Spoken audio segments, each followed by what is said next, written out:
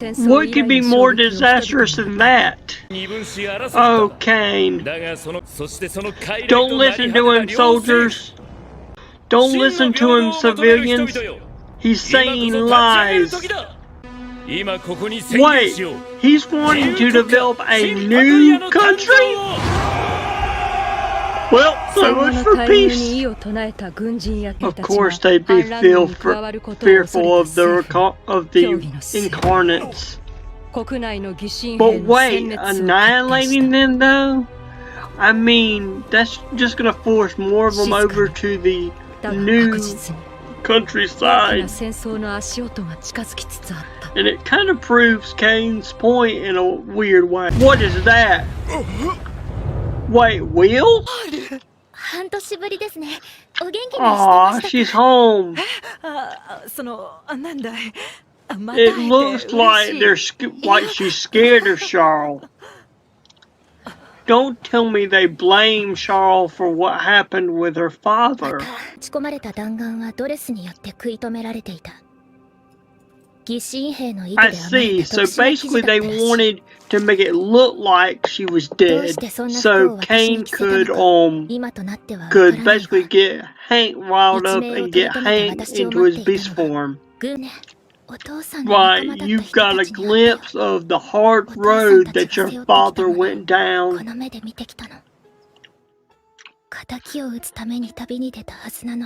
Exactly. Things aren't just so black and white. Oh, Liza! I see, so they're basically a military death squad. Well, I can't blame him for being paranoid about what happened last time. Awesome, save, Liza. I love the design of their gear. Aw, he's nice. Aw, very gentlemanly. Oh, here comes crazy Liza to lighten up the mood with her antics. Exactly, he's already a major. Ah, he rose for the ranks quickly, huh? Oh, his father is the president? Wow.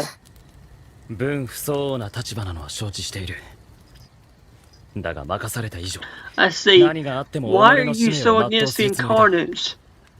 I get you want something to keep people safe. Is it because Kane is your brother and he's the one who started all this mess? It is Will! A zombie Will! Watch out!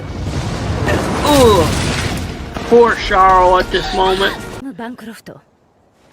Yep. She's having to lose her father twice. Repeat, not once, but twice. Again. Kane has probably been experimenting with incarnate dead bodies. Poor Charles. Exactly, which makes it all the more tragic how he turned out.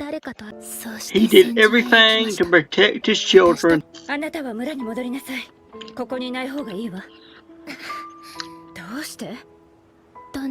Right, she has to see this all the way through.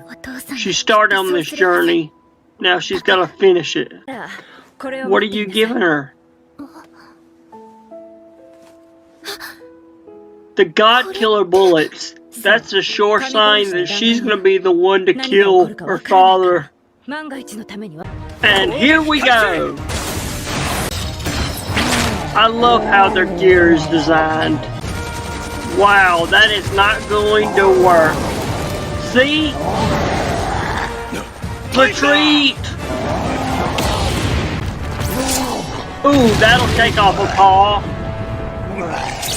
And that'll take off a shoulder. Did they get him? No way! Oh yeah, bazooka! Yeah, take off the wing.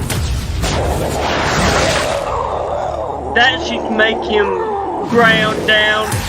No! Exactly, everybody run!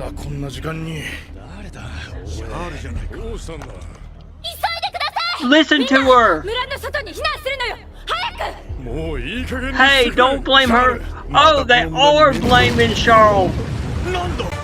Don't just stand there, run! Exactly, it's her time to pull the trigger. Go, Charles! Now you get what Hank was trying to do. Honor their wishes while they still have them in mind. Come on, you can do it! Now take your father's lesson to heart. It's time. 1.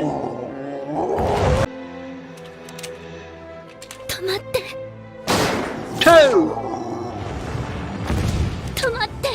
3. 4.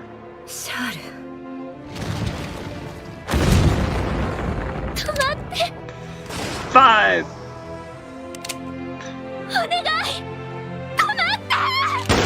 And finally, that should be the death blow. Yep.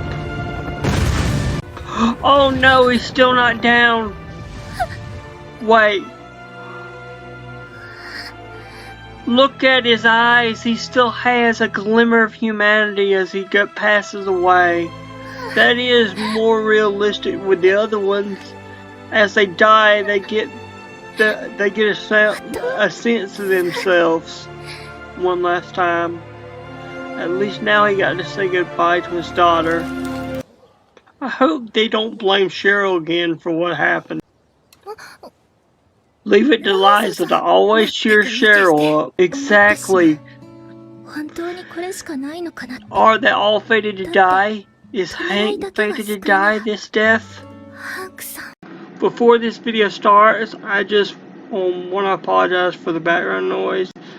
You might see Monk in the video because she's bouncing around here. So this episode was really a lot like episode 2 because it was a very Nancy focused episode. And you could almost say this episode was a version 0.2 of that episode. The reason being is because Will, somehow his corpse has been zombified and is actually roaming around the town again. And so the new sort of incarnate elimination force is being headed by that blonde-haired guy who is apparently Kane's brother from last episode. So they find out Will is been resurrected somehow, and this has been so traumatic for Charles because she has to face losing her father not once but twice. And so they attack him they lead him towards him the first time, and they weren't able to take him down with the firepower they had. So they set up a trap with tripwires and bombs, and they were able to damage him pretty bad. But then he flies off towards the town, and and then Charles meets him at the town, and Charles the one to put down her father using the God Killer bullets. Now I think this is so poetic because last time, she was more or less innocent in this journey. She didn't know the struggles her father had to go through. But now being with Hank, she knows that, his death was not a senseless death. He wasn't himself, and he had to be put down before he hurt other people. So to see her having to be the one to do it is both heartbreaking and touching. Now, let's talk about the villagers in this episode. When Nancy first comes home, aka Charles, one of the village women meeting her and is just shocked to see her. And then as she's going away, it's like everybody's staring at her. And through this episode, especially when Will is coming back to the town and about to destroy the town, and Nancy and Eliza are at the town and they're telling everybody to go away. Like the mayor of the town is like, Nancy, are you causing trouble? And then before he can say again, Will shows up. So they obviously blame Nancy for everything with her father, which is just another heavy burden that she shouldn't have to bear. But people, they don't understand what Will had went through. They just see him as a monster, and they only see the surface. Now, the third and final piece of this episode really happened in the very beginning, which is the backdrop of what I would think would be the rest of the series. They haven't found Hank yet, but what they have found out is that 2 weeks after the disaster that Hank caused, they found Kane and a certain section of the military and all the incarnates and some of the citizens on the western side of Peridia have basically declared independence and a new nation state. Now, I'm curious, is Kane going to stick with this? Like, is he just going to eventually massacre people? Or is this really going to be like him trying to create a new nation where he's hopefully going to be like, have the incarnates worshipped like an incarnate religion?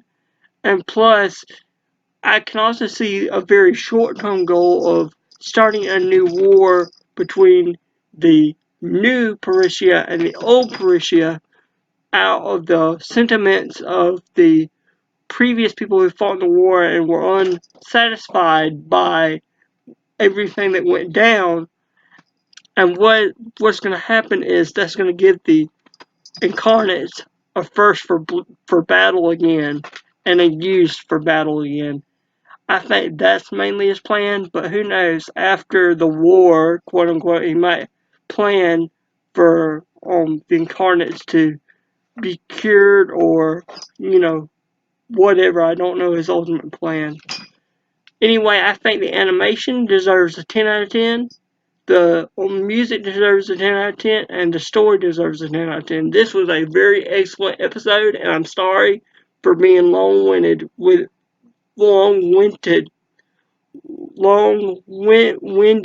this review. Lord, thank you for this day, and thank you for everything you give me, God. Forgive me for all my sins, and may this channel grow, and may lots of people enjoy this video. In Jesus' name I pray, amen. Remember to like, comment, and subscribe. Join me again next time on another anime hunt.